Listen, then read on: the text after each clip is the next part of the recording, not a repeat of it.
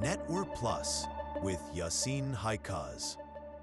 سڵاوتان لەبێت ئازیزان و خۆشەویستان بەخێربن بۆوانێکی نوێ لە کورسی نێتوەرک پلاس. لەوانەی بڕۆماندا باسی شێوازەکانی فیزیکال تۆپۆلۆژی دەکەین.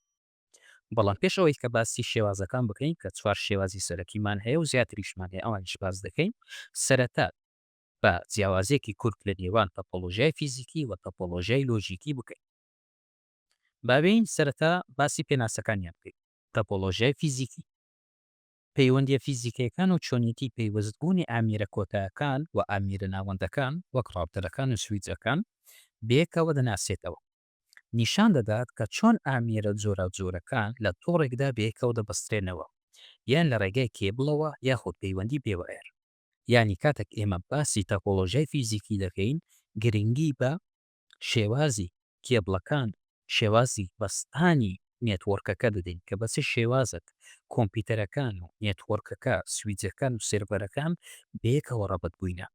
باشە ئێمە گرنگی بەوە دەدەین و هەروەها ڕەنگە تۆپۆلۆژیای فیزیکی شوێنی ئامێرە تایبەتەکان وەکو ژمارەی ژوور و شوێنی سەرڕەقەمی ئامێرەکان لەخۆ بگرێت. کەواتە ئێستا ئێمە زانیمان کاتێک باسی تۆپۆلۆژیای فیزیکی دەکەین گرنگی بە ئەوە دەدەین کە ئامیرەکان لە کامە ژوورن بە چ شێوازەکە ڕەبتی یەکتر بووینە و چ کێبڵێکیان بەکارهێناوە بۆ ئەوەی کە پەیوەندی بە یەکتر بکەن.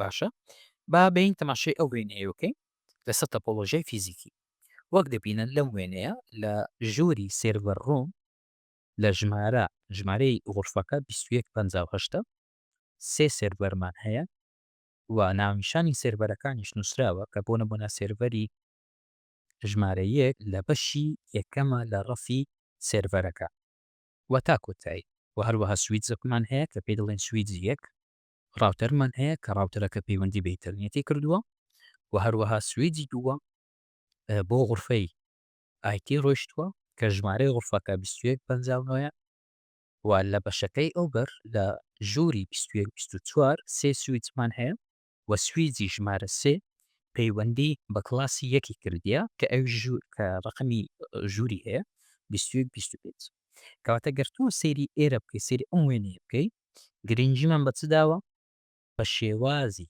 بەستینی نێتوۆرکەکە کە بچ شێوازەك ڕەبتی یەکتر بووینە ئامیرەکان و ژمارەی ئامیرەکان چەندە ژمارەی ژوورەکە چەندە و چەند ئامیرمان بەکارهێناوە لەم وێنەیە ئەوەیان پێی دەڵێن تۆپۆلۆژیای فیزیکی. باشە با بگەڕێنەوە سەر پێناسەی تۆپۆلۆژیای لۆژیکی ئەم جارەیان باسی لۆجیک دەکەین. جیاوازەکەی چیە بۆ پێی دەڵێن تۆپۆلۆژیای لۆژیکی ئاماژەیە بۆ شێوازی گواستنەوەی چوارچێوەی تۆڕێک لە گرەیەکەوە بۆ گرەیەکی تر.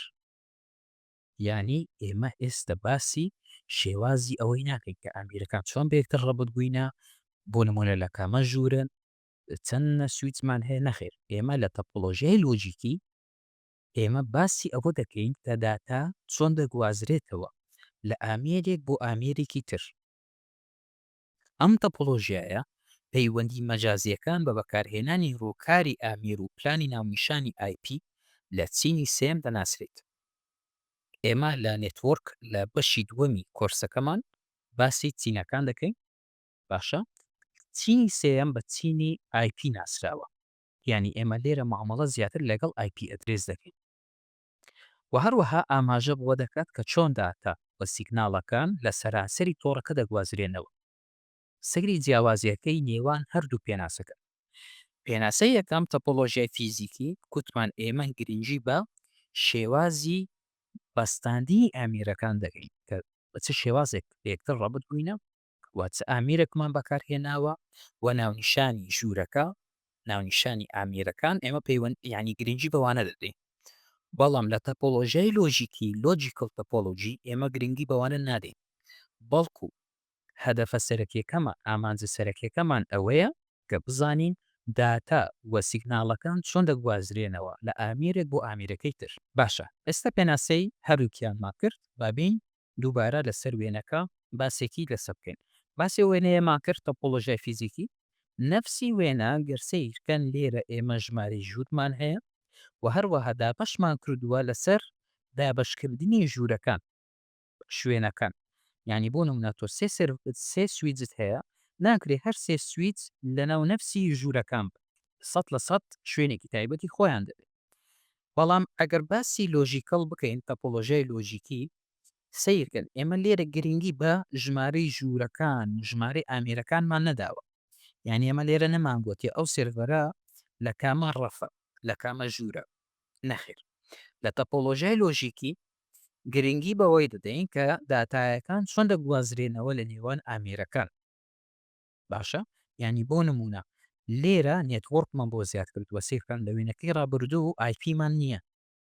بەڵام لەم وێنەیە کاتێک باسی تەپۆلۆژیای لۆژیکی دەکەین آیپ ئەدرێسمان بۆ داناوە. کەواتە ژووری سێرڤەرەکان ئەو آیپ ئەدرێسەی هەیە 192.168.0. باشە کەواتە ئەوە شەبەکەیەکە بۆ خۆی. لە خوارەوە ژووری آیتی ئۆفیس ڕۆم کە 2159ە سیرکەن لێرە ئێمە پێویستم بە ناونیشانی ژوورەکە و بە ناونیشانی کێبوو ئەوانە نییە.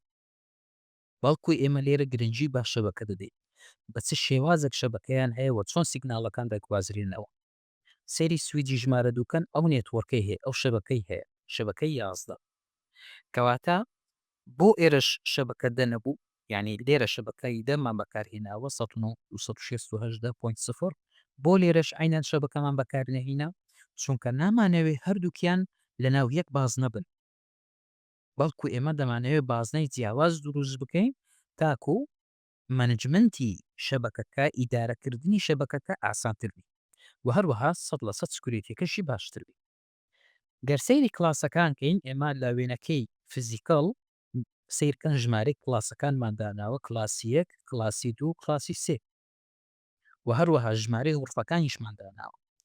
باشە بەڵام لە لۆژیکی ئێمە ئەوانەمان پێویست نییە بەڵکو کلاسی ژمارەیەک ئەو آیپ هەیە کە 100.0. کلاسی ژمارە 2 شێوازە آیپێکی دیکەی هەیە 101.0 کەواتە یەک شەبەکە لێرە هەیتمان شەبەکەی دوومان هەیە شەبەکەی سێمان هەیە شەبەکەی 4 شەبەکەی 5 کەواتە ئێمە لەو تەپۆلۆژیایە لەو شێوازی بەستینە چەند شەبەکەمان هەیە 5 سەیری جیاوازیەکان بکەن. ئێستا من باسی شەبەکە دەکەم بەڵام لە وێنەکەی ڕابردوو کاتێک باسی تەپۆلۆژیای فیزیکیمان دەکرد باسی شەبەکەم نەکرد تەنها باسی ئەوەم کرد ئامێرەکان چۆن بەکارهاتیە و چ جۆرە کێبڵکمان بەکارهێناوە و ئامێرەکان لە کامە غورفەنە لە کامە شوێنە. بەڵام لە تەپۆلۆژیای لۆژیکی ئێمە گرنگی بەوانە نادەین بەڵکو گرنگی بەوەی دەدەین کە چەند شەبەکەمان هەیە چۆن سیگناڵەکە و چۆن داتاکان دەگوازرێنەوە. کەواتە ئازیزان خۆشەویستان گەیشتنە کۆتاییوانەکەمان کە باسی جیاوازی تەپۆلۆژیای فیزیکی تەپۆلۆژیای لۆژیکیمان کرد. هیوادارم لەوانەکە زۆر بەباش تێگەیشت بن وانەی داهاتوو باسی شێوازەکانی تەپۆلۆژیای فیزیکیەکەین. 4-5 شێوازمان هەیە دانەدانا بە کورتی باسییان دەکەین تاکو بینە سەر بەشی دووەمی کۆرسی نێتوەرک کلاس کاتێک باسی OSI مۆدل دەکەین کە زۆر گرنگە لی تێبگەن چونکە هەم لە سیسکۆ لە CCNA هەر باسی OSI لێر دەکە و هەروەها لە کۆرسی نێتوەرک پلەسیش زۆر گرنگە کە لە چینەکانی OSI مۆدل تێبگەین بەباشی. تاکوانەیەکی تر هەر شاد بن.